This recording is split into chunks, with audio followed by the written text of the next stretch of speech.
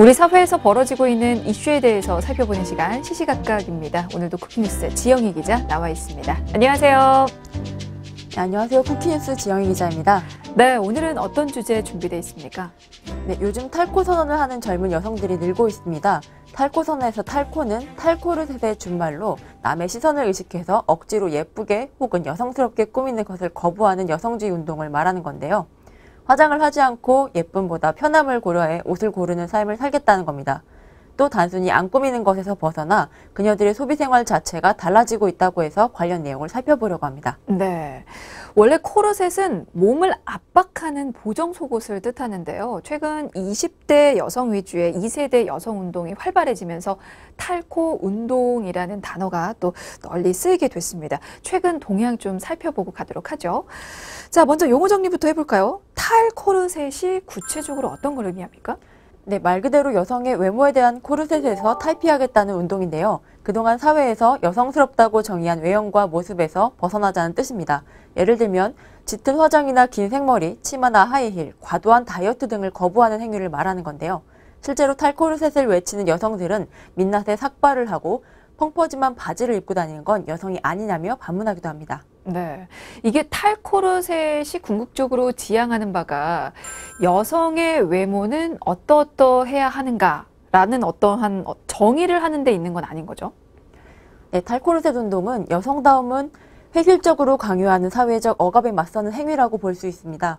또 거기에서 나아가 획일적인 여성다움에 갇히지 않을 때 과연 여성들은 무엇을 할 수 있을 것인가? 라는 근본적인 질문을 던지는 행위이기도 합니다. 네, 탈코르셋은 페미니즘 운동의 일환으로 볼 수도 있을 텐데요.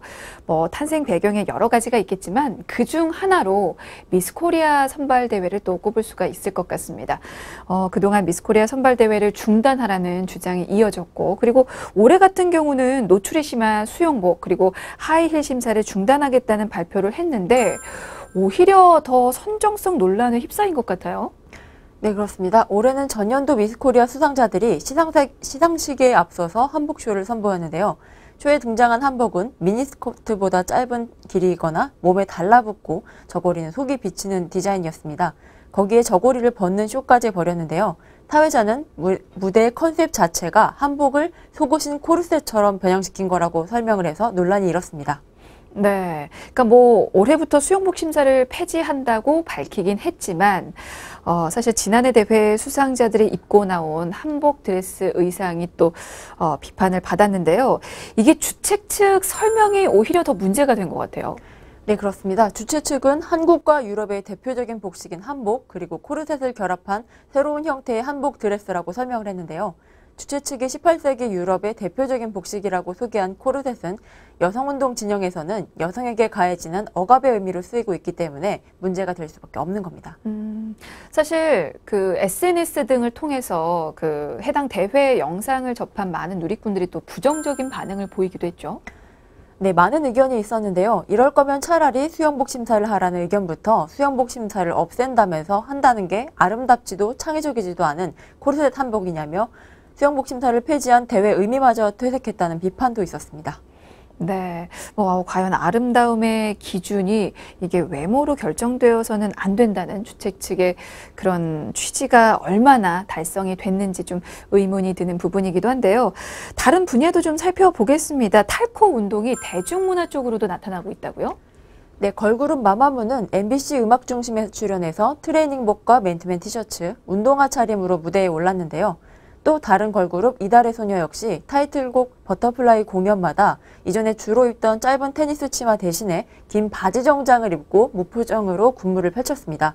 그 곡의 뮤직비디오에는 다양한 체형과 스타일을 가진 다국적 인종 소녀들의 모습이 등장해서 주목을 받기도 했습니다. 네, 최근에 그러고 보니까 걸그룹들이 좀 많이 변하고 있는 것 같습니다. 짧은 치마라든지 높은 하이힐이라든지 아니면 짙은 화장이라든지 지금까지 K-팝 여성 아이돌 그룹 가수들에게 당연히 기대되던 그런 외모에서 벗어나려는 그런 이른바 탈코르셋의 움직임이 점차 확산이 되고 있는 것 같은데요. 그러면 그런 모습을 바라보는 시선은 어떻습니까? 네, 이에 대해서는 긍정적인 반응이 많습니다. 또 이러한 변화는 가수 정준영이 동료 가수들과의 채팅방에서 불법 촬영 동영상을 공유하고 여성을 비하하는 등 대화를 주고받은 의혹이 제기된 이후에 K-팝 아이돌 산업 전반에 대한 신뢰를 잃고 팬 활동을 그만두는 이른바 탈덕을 고민하고 있는 10대, 20대 여성 소비자들에게 K-팝이 나가야 할 긍정적인 지향점으로 읽히고 있기도 합니다. 네, 사실 많은 걸그룹들이 예쁘게 보이려고 불편함을 감수하고서라도 높은 하이힐을 신고 공연을 하는데요. 이제는 구두를 벗어 던진 채 편하게 공연하는 그런 모습을 보면 아, 이제 정말 새로운 변화가 찾아온 게 아닌가 뭐 그런 생각도 들어요. 네, 전문가들은 10대, 20대 여성들 사이에서 활발하게 일어난 탈코르셋 운동의 영향이 이들이 주된 소비층인 K-팝 아이돌 산업에 미치면서 걸그룹의 탈코르셋으로도 나타난 것으로 보고 있습니다. 네, 뭐 지금까지 성적으로 어필하는 데 집중해왔던 많은 걸그룹들의 복장이 이를 지켜보는 많은 여성 청소년들에게 또 악영향을 미쳤을 건 또 사실이니까요. 근데 이제 또 한편에서는 일부 여성 아이돌들이 보여주는 탈코르셋 코드 등이 일관성을 지니기 어렵다라는 그런 한계점이 또 지적이 되고 있더라고요. 예, 그렇습니다. CLC의 경우 노예 무대에서 가사와는 다르게 짙은 화장을 한 채 짧은 치마와 하이힐을 착용하고 무대를 꾸민 적이 있었고요. 마마무 역시 고고베베 무대에서는 화려하게 꾸민 전형적인 걸그룹 의상을 입고 나타났기 때문입니다.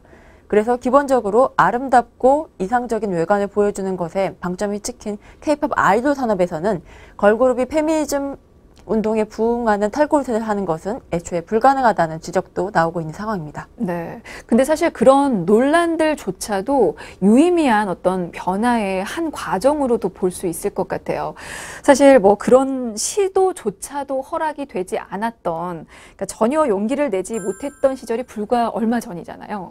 네, 맞습니다. 실제로 K-팝 아이돌 문화에서 탈코르셋이라는 변화의 기류가 나타났다는 것 자체가 4, 5년 전만 해도 상상할 수 없었던 일입니다.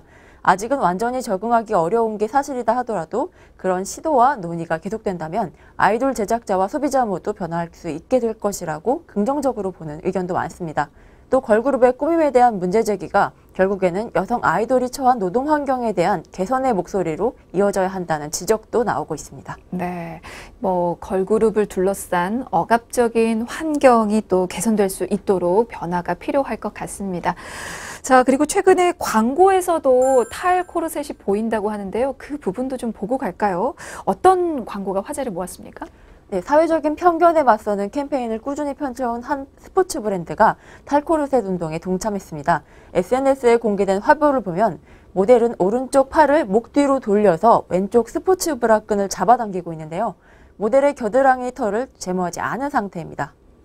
생각해보니까 일반적으로 스포츠웨어 브랜드들은 겨드랑이 제모를 한 좀 매끈한 몸을 가진 여성 모델들을 그동안 좀 많이 내세웠던 것 같긴 하네요. 네, 그렇습니다. 하지만 이 브랜드는 겨드랑이 털을 제모하지 않은 모델을 내세웠는데요. 또 이 모델은 금발의 백인이 아닌 나이지리아계 미국인 가수 아나스타샤 에누키인데요. 해당 캠페인이 공개되자 수많은 댓글이 달리며 논란이 이어지고 있습니다. 네, 뭐 양측 입장을 다 들어보도록 할까요? 그 전과 좀 다른 시도기 때문에 일단은 부정적인 의견이 좀 있었을 것 같은데요. 네, 여러 네티즌은 역겹다, 공포를 주는 사진, 고통스럽다 등의 부정적인 평을 남기면서 해당 브랜드의 페미니즘 마케팅 전략이라고 비판했습니다. 또 한 네티즌은 이건 자유가 아니다, 이건 내 몸을 사랑한다는 것이 아니라 이건 그저 말도 안 되는 짓이라는 댓글로 1,500여 개의 좋아요를 받기도 했습니다. 네, 그리고 반면에 있었을 응원하는 목소리 의견도 좀 들려주시죠. 네, 해당 브랜드와 모델 모두를 옹호하며 제모의 자유에 힘을 실어주는 댓글도 많았습니다. 가장 많은 좋아요를 얻은 네티즌의 댓글은 왜 이렇게 싫어하는 사람이 많은 건지, 이 캠페인은 다른 차원의 아름다움을 갖고 있다, 이 브라와 모델의 자신감을 사랑한다 로 3,900여 개의 좋아요를 얻기도 했습니다. 네, 뭐 해당 스포츠 브랜드 같은 경우는 계속해서 사회적인 이슈를 담은 아주 대담한 마케팅 전략을 펼치고 있는데요. 예전에도 그런 캠페인을 선보인 적이 있었죠? 네, 지난해 콜린 캐퍼닉을 모델로 내세운 드림 크레이지 캠페인으로 미국을 넘어서 전 세계적인 반향을 불러일으켰습니다. 인종차별에 맞서서 무릎을 꿇기 시위를 주도한 전 미식 축구 선수 콜린 캐퍼닉의 얼굴을 클로즈업한 캠페인을 통해서 저항 정신을 전달하고 효과적인 브랜드 커뮤니케이션을 펼쳤다는 평가를 받았습니다. 네, 알겠습니다. 자, 오늘 시시각각은 탈 코르셋에 관련한 내용 좀 살펴보고 있는데요. 사실 최근에 외모 지상주의로 불릴 만한 행동 그리고 습관들이 좀 많이 나오고 있습니다. 하지만 이런 시대에 탈 코르셋 운동이 과연 얼마만큼 영향을 미쳤을지 그 부분도 좀 살펴보고 가도록 할게요.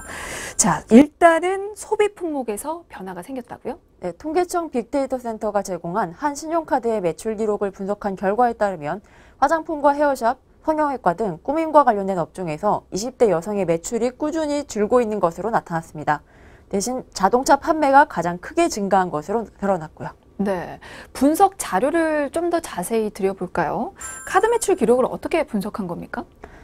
네, 이 분석에서는 최신 자료를 반영하는 한편 계절 간 차이 효과도 상쇄하기 위해서 2015년 하반기에서 2016년 상반기를 1기로, 2016년 하반기에서 2017년 상반기를 2기로, 2017년 하반기에서 2018년 상반기를 3기로 나누었는데요.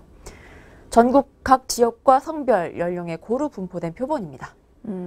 그러면 20대 이 여성의 지출 내역에서 최근에 감소세가 뚜렷한 품목도 좀 살펴볼까요? 네, 기존의 여성의 영역이라고 여겼던 성형, 미용, 의류 품목에서 대거 매출 하락과 비중 감소가 두드러졌는데요. 1기에서 3기 2년간 10억 원 이상 매출이 감소한 품목에는 성형외과 병원이 644억 원, 피부과 의원이 340억 원, 프랜차이즈 화장품 판매가 316억 원, 미용실이 403억 원을 보이고 있습니다. 또한 여성 전문 의류 판매와 화장품 판매도 포함되어 있고요. 네, 사실 뭐 화장품 그리고 미용 의료는 젊은 여성들의 어떤 주요한 지출 품목이라고 좀 여길 법한데 이제 점점 지출 비중이 급격하게 줄어들고 있는 모습입니다. 그러면 그 자리를 메꾼 건 무엇일까요? 네, 이전까지 남성의 영역으로 여겨졌던 자동차입니다. 1기에서 3기 2년간 20대 여성의 소비 품목 중에 가장 크게 증가한 건 바로 자동차 판매로 1기에서 3기 4,008억 원이 증가했고 소프트웨어 개발이 3,937억 원으로 그 뒤를 이었습니다. 그러면 이렇게 20대 젊은 층의 소비 패턴 변화에는 어떻게 보면 탈코르셋 세대의 어떤 모습이 좀 있다고 생각을 해도 될까요? 네, 의류 등 배달이 가능한 제품뿐만 아니라 배달이 불가능한 여성 미용실 등에서도 거의 대부분 품목에서 일관된 소비 감소세가 보인다는 점, 또 성형외과 및 피부과 병원 등 미용 관련 의료 서비스 소비도 일관되게 감소했다는 점 등을 보면 실제로 변화의 움직임이 있는 것으로 볼 수 있습니다. 근데 이게 통계의 한계다라고 지적하는 분들도 있더라고요. 네, 20대 여성의 소비 중 1기에서 3기 동안 세 번째로 가장 많이 늘어난 품목이 인터넷 상거래 3,098억 원이라는 점입니다.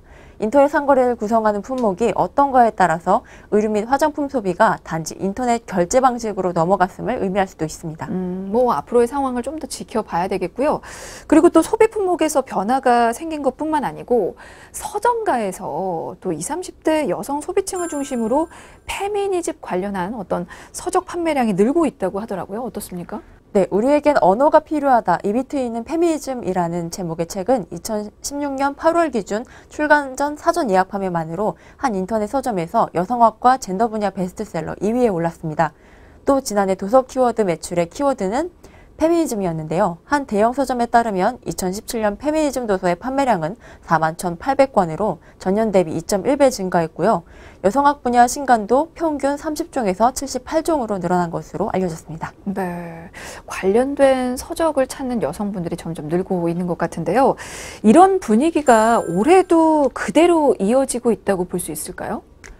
네, 페미니즘 관련 서적들이 여전히 판매 우위를 점하고 있고 성별에 따른 구매 비율도 여성이 압도적으로 높은 구매력을 나타내고 있습니다. 해당 대형 서점의 여성 도서 구매 비율은 60.5%로 남성보다 20%포인트 높은 것으로 나타났고요. 한 온라인 마켓 역시 여성의 도서 구매 비율이 65.4%로 남성보다 높은 것으로 집계됐습니다. 네, 알겠습니다. 자, 오늘은 점차 확산되고 있는 탈코르셋 운동에 대해서 살펴봤습니다. 시시각각 오늘은 여기까지고요. 지금까지 쿠키뉴스 지영희 기자였습니다. 고맙습니다. 감사합니다.